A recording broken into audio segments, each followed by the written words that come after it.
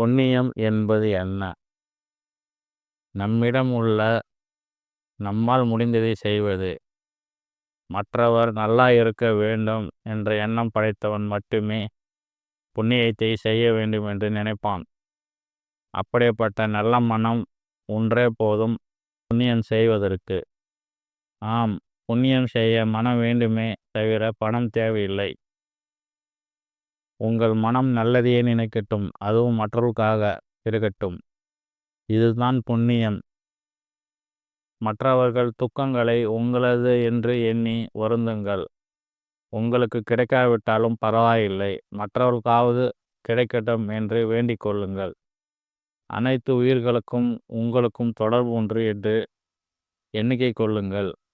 உங்களால் அனைவருக்கும் அன்பான ஆதரவான எண்ணங்களை அளிக்க முடியும் என்று எண்ணுங்கள்.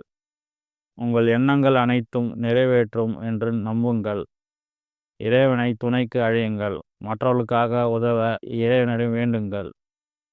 தன்னலமற்ற எண்ணத்தை இவ்வுலகில் பரவ விடுங்கள். அனைவரும் உங்களுக்கு அன்பானவர்களாக மாறிவிடுவார்கள். உங்கள் உள்ளம் மகிழ்ச்சியாகிவிடும். அனைவருக்கும் நிம்மதியாக வாழ்வார்கள்.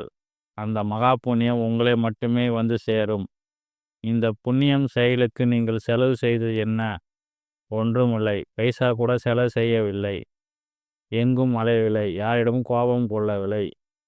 பொய் கூறவில்லை. யாரிடமும் எதற்காக கையேந்த இல்லை. யாரும் உங்களை குறை போவதில்லை. எதையும் இழக்கவில்லை. எதையும் இழக்காமல் நீங்கள் புண்ணியத்தை மட்டுமே சம்பாதிக்கிறீர்கள். சரி, இதை எப்படி செயல் வடிவத்தில் கொண்டு வருவது என்பதை பார்ப்போம். இந்த செயல் வடிவத்திற்கு கொண்டு வருவது மிக எளிது. தினமும் ஏதோ ஒரு நேரத்தில் யாராவது ஒருவர் நன்றாக இருக்க வேண்டும் என்று எண்ணுங்கள். இதற்காக நேரம் காலம் பார்க்க தேவையில்லை. எந்த நேரத்திலும் யாருக்காக எண்ணிக்கொள்ளலாம். ஆரம்பத்தில் சொந்த பந்தலுக்காக வேண்டிக் கொள்ளுங்கள். நாளடைவில் கண்ணில் படும் அனைவருக்காகவும் வேண்டிக் கொள்வீர்கள்.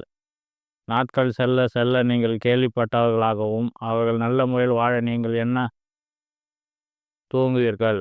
நீங்கள் வேண்டிக் கொள்ளும் நபர் பற்றி கவலைப்படாதீர்கள். அவர் எவ்வளவு மோசமானவர் இருந்தாலும் அவர் நல்ல முறையில் வாழ நீங்களே வேண்டிக் கொள்ளுங்கள். ஆம்புலன்ஸ் வண்டி சத்தம் கேட்கும் போதெல்லாம் அதில் பயணம் செய்வர் நல்ல முறையில் குணமடைவனை இறைவனை வேண்டிக் கொள்ளுங்கள். யாரோ ஒரு விபத்தில் அடிபட்டு விட்டார் என்று கேள்விப்பட்டால் அவருக்கு உடல் நலம் பெற எண்ணிக்கொள்ளுங்கள். மனிதருக்கு மட்டுமல்ல, அனைத்து உயிர்களிடம் இந்த செயலை செய்யுங்கள். தெரு ஓரம் ஒரு மரம் வெட்டப்பட்டிருந்தால் அதற்காக எண்ணிக்கொள்ளுங்கள். அந்த மரத்தை வெட்டியவர் மேலும் சில மரங்களை நடட்டும் என்று எண்ணிக்கொள்ளுங்கள். வெட்டப்பட்ட மரம் மற்றவரின் வாழ்வாதாரத்துக்கு உதவட்டும் என்று, உலகத்துள்ள அனைவரும் நன்றாக இருக்கட்டும் என்று ஒற்றை வரை முடித்து கொள்ளாதீர்கள். ஒவ்வொருவரின் நினைவில் வைத்து தனிப்பட்ட முறையில் அவர்களுக்காக அவர் நன்மைக்காக வேண்டிக் கொள்ளுங்கள். மிகப்பெரிய புண்ணியத்தை உங்களை வந்து சேரும்.